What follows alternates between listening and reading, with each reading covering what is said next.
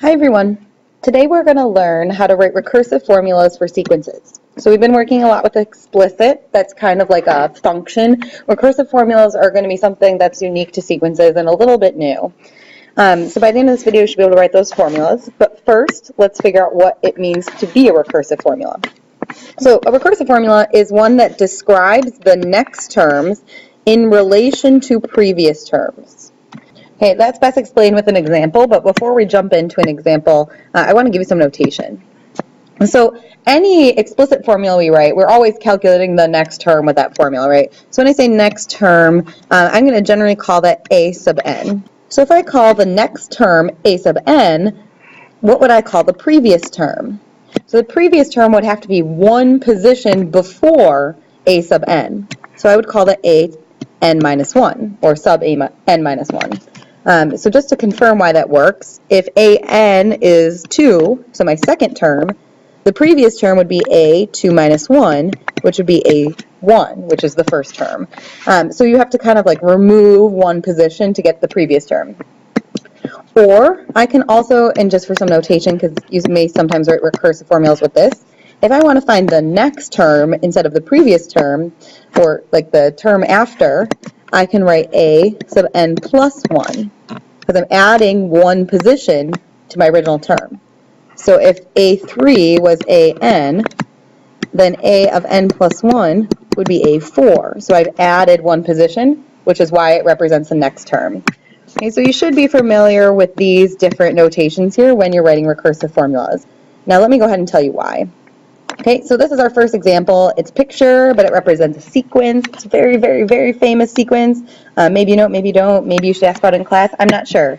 But we're going to list the sequence that's described by the image below and write a recursive formula for the sequence. So this is Pascal's triangle. And from Pascal's triangle, you can derive, and not just Pascal's triangle, but from a lot of things, you can derive what's called the Fibonacci sequence, which is this sequence of numbers. So the Fibonacci sequence is 1, 1, 2, 3, 5, 8, 13, 21, so on and so forth.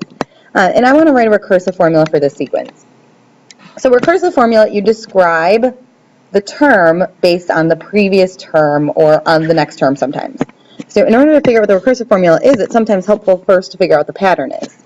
And I like using Pascal's triangle to derive the Fibonacci sequence because it tells you nicely where the pattern comes from. So 1 is our initial term. And to get to the next term, you're going to add the two previous terms together, right? So in order to get the next term, well, there's only one term, so I'm only adding it to itself, so it just stays 1. But then our next term comes from adding these two. So 2 comes from adding 1 plus 1. That's where the 2 comes from. 3 comes from adding the two previous terms, so 1 plus 2. Now, maybe it's easier to show you this in the sequence instead of Pascal's triangle. So 2 comes from adding 1 plus 1. 3 comes from adding 1 plus 2. Maybe I should draw these arrows. Okay, 5 comes from adding 2 plus 3. 8 comes from adding 3 plus 5. So you see you have to add the two previous terms to get the next term. Like 21 is 8 plus 13. So what I've said in a sentence there is exactly the recursive formula. So I'm actually going to write that in a sentence. So this sequence is found from, or I guess I should say the next term in the sequence is found by adding the two previous terms. And exactly what I wrote there, I'm going to translate into a recursive formula. The next term is found by adding the two previous terms.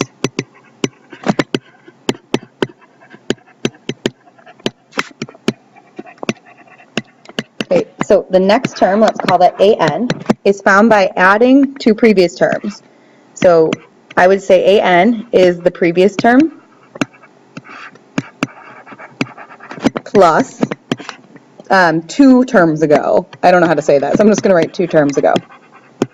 Now, obviously, this isn't a mathematically specific formula, so instead of saying previous term and 2 terms ago, I'm going to use the notation we discussed above with the a, n minus 1, and all that good stuff to write my recursive formula. So the previous term we called a of n minus 1, right? So if a n was 5, n minus 1 would be term 4. So I'm going to take the previous term and add 2 terms ago, which is 2, maybe I should say 2 positions ago. which means instead of subtracting one position, I'm going to have to subtract two positions. So it would be n minus 2. Now let's just double check that this makes sense. And I'm going to go back to the sequence to confirm it. So let's say I'm finding, I don't know, the fourth term. If I'm finding the fourth term, this would be 4 minus 1 plus a sub 4 minus 2. So a4 would be a3 plus a4 minus 2 is 2, which is what I wanted. I have to add the two previous terms to get the fourth term. So I'd have to add the third term and the second term, which in this particular case, so this is term 1, 2, 3, 4.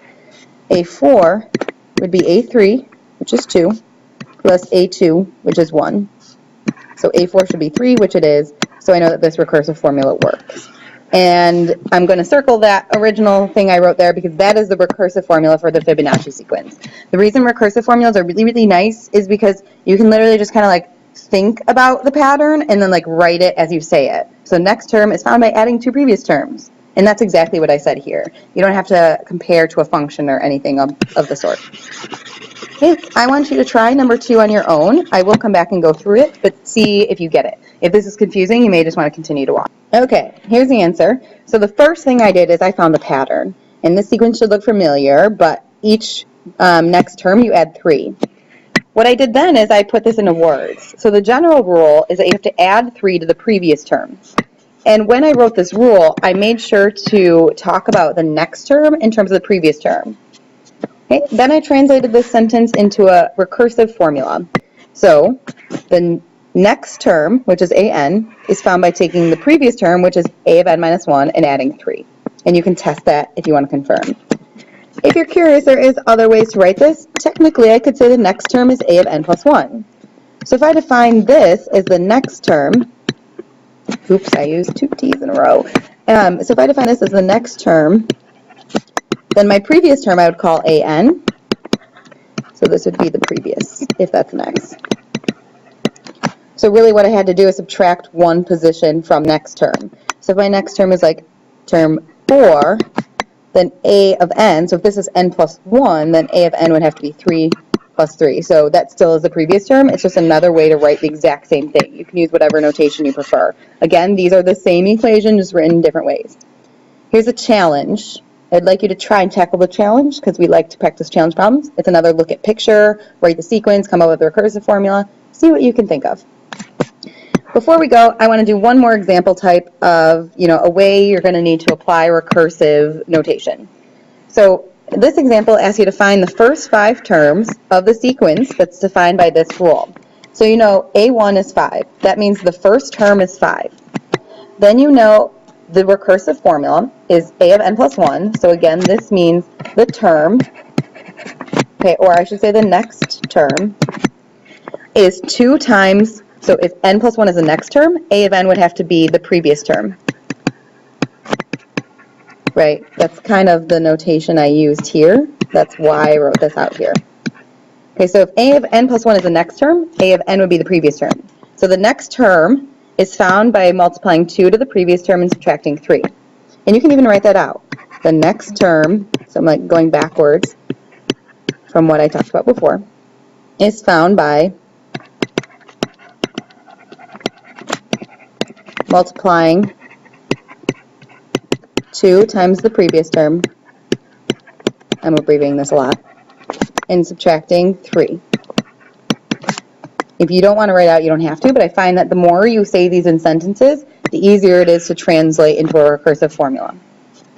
Okay, so with that said, I can use this to find a lot of things. So if you call A1, or if you call AN equal to A1 and substitute this in, so then A of n plus 1 equals 2 times 5 minus 3.